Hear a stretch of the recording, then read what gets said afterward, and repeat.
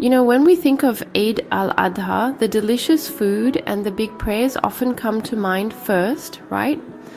But have you ever wondered what the real sacrifice it asks of us is all about? It's so much more than just a tradition. It's a pretty deep spiritual journey, and I'd love for us to explore that together. So many of us see the wonderful celebrations, the feasts, the prayers, but under all that joy, there's this incredible story of intense obedience and overwhelming mercy. And it makes you think, doesn't it? What if the real core of Eid al-Adha isn't just about the animal we sacrifice, but about what we're ready to offer from deep inside ourselves? At the very heart of Eid al-Adha is the timeless story of Prophet Ibrahim, or Abraham, as he's known in other faiths.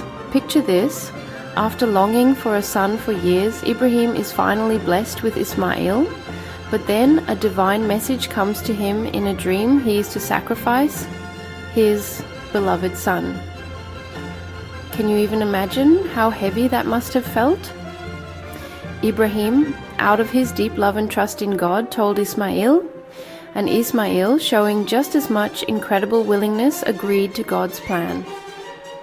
As Ibrahim was about to perform this ultimate act of faith, a moment that really pushed human belief to its limits, God stepped in. Just as he was about to make the sacrifice, his son was replaced by a ram. This showed that the real test, the test of their unwavering faith, had been passed, and it speaks volumes about God's infinite mercy. This isn't just some old story. It's the very foundation of what Eid al-Adha is all about. The Qurbani, which is the animal sacrifice, is a really powerful symbol, isn't it? But the real point, the heart of it, isn't actually about the meat or the act itself.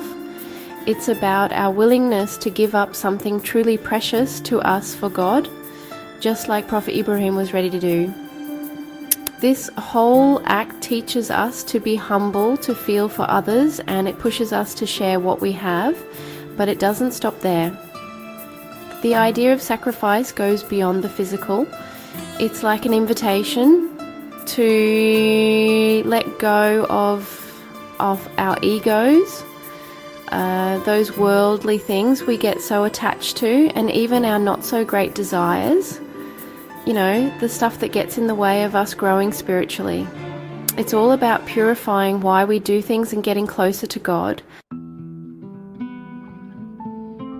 Now let's talk about Iman, or unwavering faith. The story of Ibrahim and Ismail is such a powerful example of this. Think about it. Both father and son showed complete trust in God's wisdom and his command, even when it was something totally unimaginable. That kind of trust, that complete letting go, is so central to a Muslim's life. Eid al-Adha kind of nudges us to look at our own faith. Are we really willing to trust God's plan, especially when things get tough, or when it doesn't make sense to us, or goes against what we want? It's a good reminder that real faith often means we have to set aside our own desires and put all our trust in God. And then there's Rahmah, divine mercy. Just when things were at their most intense, God's mercy shone through. Providing the ram was such a huge act of compassion, and it showed that what really mattered was their intention and their willingness. It tells us that God doesn't want hardship for us just for the sake of it. He's looking for what's in our hearts, our devotion. This theme of mercy is all over Eid al-Adha, especially when we share the sacrificial meat with those who have less. This way everyone gets to feel the joy and blessings of Eid, showing God's incredible compassion for everyone. The word Islam itself actually means submission to God. And the whole story of Ibrahim and Ismail, it's like a perfect picture of that submission. They completely surrendered to what God wanted, no hesitation, no questions. That's really the heart of Islam. Eid al-Adha comes around every year, and it's like a reminder that life is full of tests and real success is about lining up our own will with God's. It gets us thinking about how this idea of submission isn't just for big dramatic tasks, but for all the everyday choices we make as Muslims. So, how does all this play out today? Well, millions of Muslims across the globe celebrate Eid al-Adha with special prayers, the Qurbani, lots of good food, and giving to charity. These gatherings and acts of worship are more than just dusty old traditions. They're powerful ways to remember those key spiritual lessons from Ibrahim's story.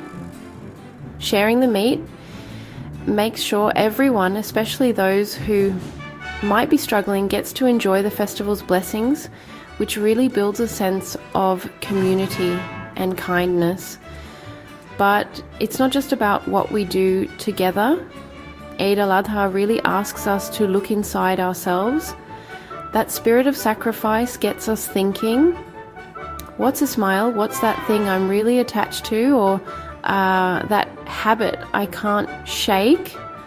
Or that bit of my ego that I need to offer up for something bigger, for my principles, for my connection with God.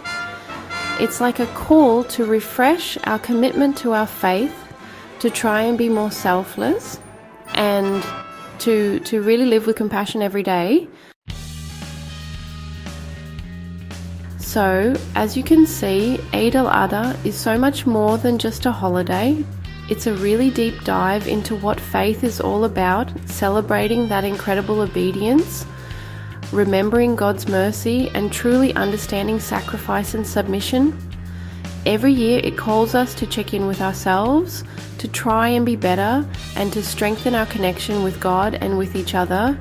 It really pushes us to live with more meaning and thankfulness. I'm really curious, what does the spirit of sacrifice in Eid al-Adha mean to you? What thoughts or feelings does it bring up for you personally? Please share your reflections in the comments below. If this conversation made you think, or if it touched your heart, I'd really appreciate it if you'd like this video, subscribe for more chats about faith, and maybe share it with someone else who might find it meaningful.